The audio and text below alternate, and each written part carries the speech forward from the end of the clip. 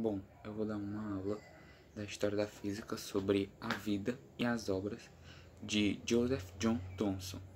Como eu falei, eu vou dar uma pequena aula sobre a história da física, as vidas e obras de Joseph John Thomson. Bom, vamos começar com os objetivos desse vídeo. Bom, os objetivos desse vídeo é aprender sobre a vida e a carreira de um grande físico, que é Joseph John Thomson. Entender quais são suas contribuições na área da física, ou seja, o que ele estudou, o que ele descobriu e o que essas mudanças ajudaram na física atual. Bom, Joseph John Thomson. Joseph John Thomson nasceu em Cheetah Hill, perto de Manchester, na Inglaterra, no dia 18 de dezembro de 1856 e morreu em 30 de agosto de 1940. Ele era o filho de pais humildes, onde seu pai comercializava livros raros e antigos, e ele era um leitor muito ávido e um bom estudante. Por isso que ele gostava muito de estudar essas coisas.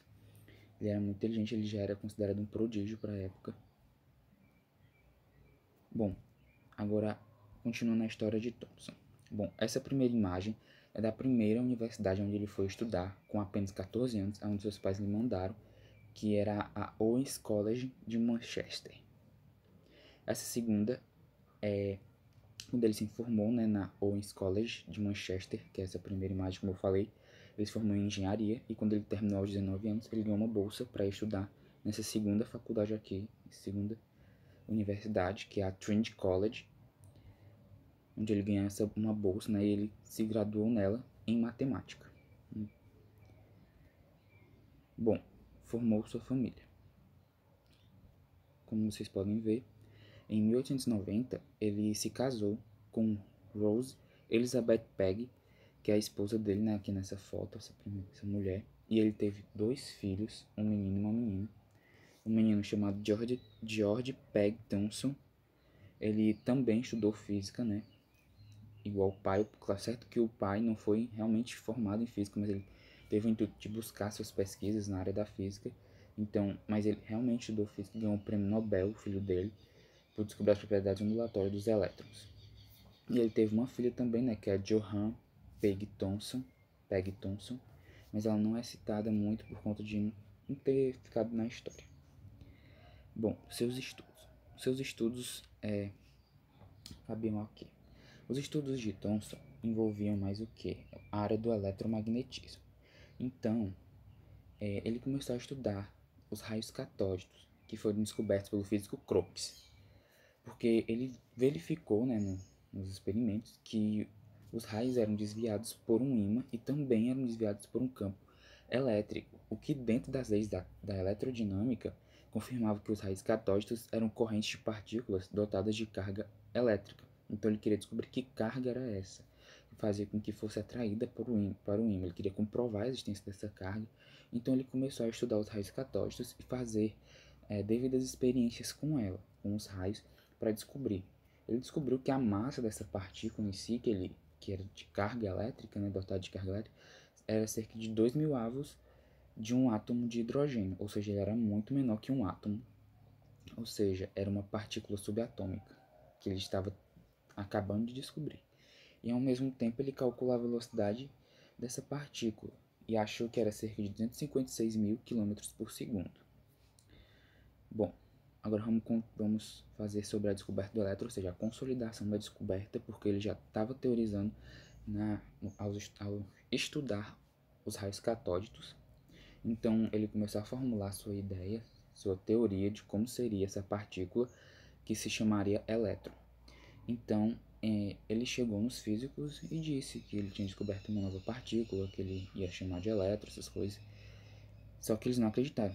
Então ele pediu ajuda ao seu aluno, Charles T.R. Wilson, para solucionar esse problema, onde ele construiu uma máquina capaz de que gerava rapidamente umidade e fazia com que ocorresse diferença de eletricidade para que fosse capaz de ser fotografado o elétron. Então, teoricamente, ele foi fotografado em 1897, aonde foi declarado descoberto o elétron.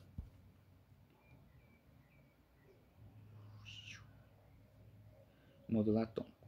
Bom, Como ele descobriu o elétron em si, ou seja, as partículas subatômicas, ele então desenvolveu seu modelo atômico, derrubando a teoria de Dalton de que o átomo fosse uma esfera indivisível e indestrutível. Quer dizer, maciça e indivisível. Então, o átomo agora é uma esfera divisível, de carga neutra. Então, ele teorizou que se ele descobriu o elétron, então no átomo devia ter uma carga contraposta à carga negativa que ele descobriu. Então, ele teorizou a existência do próton. Ele também teorizou que os elétrons não são fixos no átomo, ou seja, em dadas circunstâncias, um elétron poderia ser cedido para outro átomo. E ele acreditava que o átomo podia ser fluido em um contínuo de cargas positivas, onde estariam distribuídos elétrons que possuem carga negativa. Ou seja, seria uma coisa fluida, com uma carga positiva, ou seja, tipo uma esfera de carga positiva fluida, e possibilitasse sair os elétrons que estavam incrustados neles. E com essa ideia de uma esfera de carga positiva incrustado com partículas negativas, o seu modelo ficou conhecido como pudim de passas. Bom, prêmios. Ele ganhou vários prêmios, mas eu vou citar só 3 os mais importantes. Ele recebeu a medalha de Hughes em 1902 por contribuições na área do eletromagnetismo e magnetismo, que é essa primeira a medalha. Ele ganhou o prêmio Nobel em 1906 por suas pesquisas sobre condução de eletricidade e também sobre a descoberta do elétron, que é essa daqui.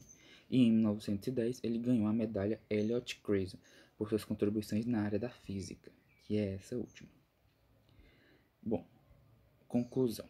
O que nós podemos concluir? Concluímos que ele nasceu em Cheetah Hill, aos 14 anos se formou em engenharia e aos 19 se formou em matemática, ou seja, ele era um prodígio. Ele se casou em 1890, ou seja, ele buscou ter uma família e ele começou a estudar a área do eletromagnetismo e descobriu uma partícula subatômica em 1897 que ele denominou de elétron. Ele criou seu modelo atômico, ou seja, o modelo atômico mais atual, mais novo, com mais detalhes sobre o elétron, que contribuiu para as próximas descobertas, de como seria o elétron, e ele morreu em 1940, ou seja, as suas descobertas contribuíram tanto para a área atômica quanto para a área do eletromagnetismo em si e magnetismo, por conta da descoberta das partículas nos átomos. Então, nós podemos concluir que ele foi, sim, um grande físico, teve uma grande vida e grandes descobertas. Um elétron, uma partícula, a existência de partículas subatômicas foi de grande importância para a área da física. Então, foi isso. Obrigado pela atenção. Bom, como vocês puderam ver, eu fiz uma aula, sobre um resumo sobre a vida e a obra de Joseph John Thomson. Obrigado pela atenção, espero que vocês tenham compreendido tudo o que eu tenha falado no vídeo. Obrigado.